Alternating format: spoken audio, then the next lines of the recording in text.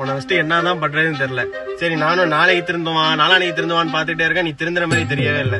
பாரு வாழ்க்கையில இப்ப கஷ்டப்பட்டினா அப்புறம் ஜாலியா இருக்கும். இப்ப ஜாலியா இருந்துச்சுன்னா அப்புறம் காலேஜ் வந்துருச்சுடா. மணி வேற ஆயிடுச்சு.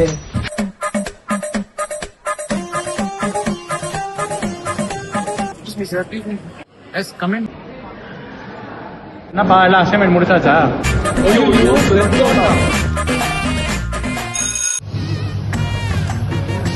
நம்ம ஏன் பேசாம ஒரு டீ கடை ஆரம்பிக்க கூடாது? இது நல்ல ஐடியாவா இருக்கு. இம்ப்ளிமெண்ட் பண்ணிட வேண்டியதா. சரி டீக்கு காசு இருக்கா?